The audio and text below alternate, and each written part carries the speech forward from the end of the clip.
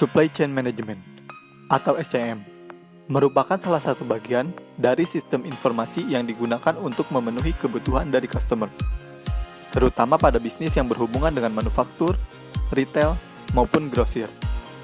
Dalam bahasa Indonesia, Supply Chain Management berarti manajemen rantai pasok, sehingga Supply Chain Management sendiri adalah rangkaian aktivitas bisnis yang dijalankan mulai dari tahap perencanaan, pengendalian, pengimplementasian jalannya arus produk, hingga proses distribusi produk kepada konsumen.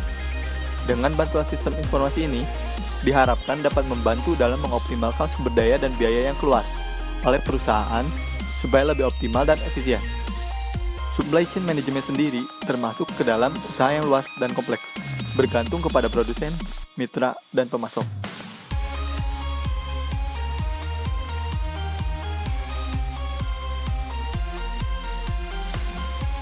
Nah, tujuan utama dari supply chain management adalah untuk menyelaraskan setiap permintaan dengan pasokan barang yang ada. Hambatan yang dapat terjadi disebabkan karena faktor pengadaan barang, manajemen pemasok, pengelolaan hubungan dengan pelanggan, hingga manajemen risiko yang kurang baik.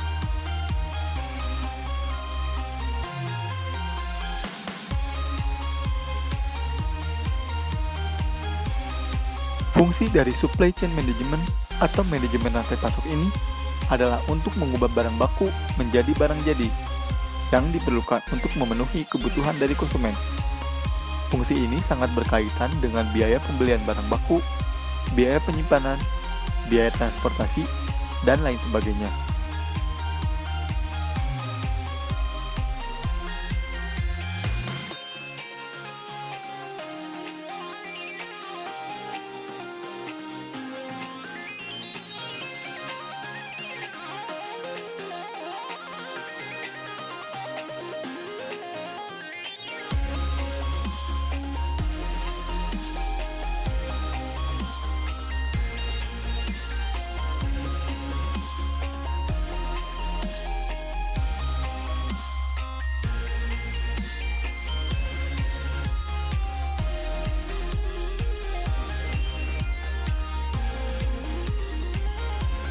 Supply chain management juga berfungsi sebagai alat untuk melakukan mediasi pasar, di mana dapat menghubungkan perusahaan dengan distributor produk tersebut. Selain itu, supply chain management mampu untuk memastikan dan mengelola pembiayaan terkait dengan survei pasar, perencanaan produk, hingga biaya lain di luar pembayaran fisik.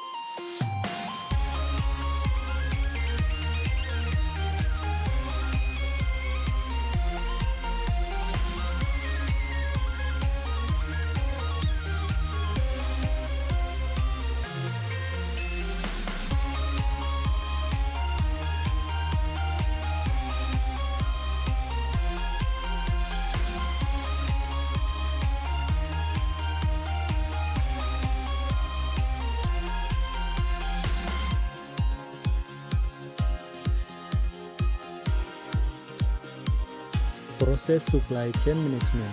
Dalam proses supply chain sendiri terdiri dari beberapa tahapan, mulai dari adanya permintaan dari pelanggan terhadap produk hingga permintaan pengiriman barang oleh pelanggan.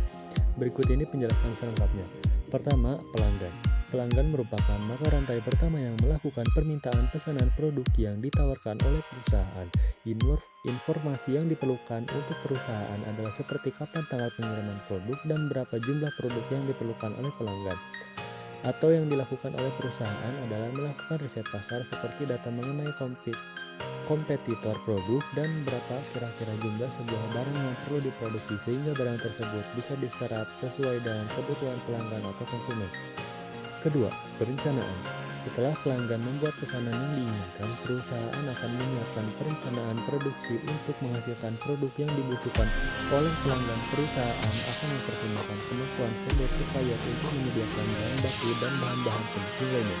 Ketiga, pembelian. Untuk tahapan ketiga, yaitu perusahaan akan melakukan pembelian bahan baku dan bahan pendukung lainnya, serta mengatur tanggal penerimaan dan jumlah yang dibutuhkan. Keempat, persediaan.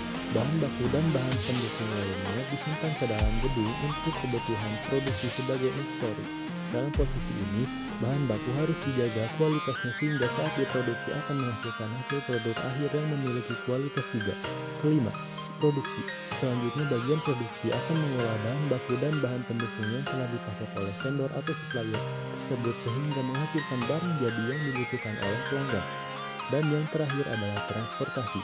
Barang jadi yang sudah dihasilkan oleh perusahaan kemudian dimasukkan ke gudang dan siap dikirim ke pelanggan sesuai dengan jadwal yang ditentukan. Dalam proses supply and management, ini dibutuhkan kerjasama yang baik untuk menjamin keselarasan dan komunikasi antara seluruh kesatuan bisnis.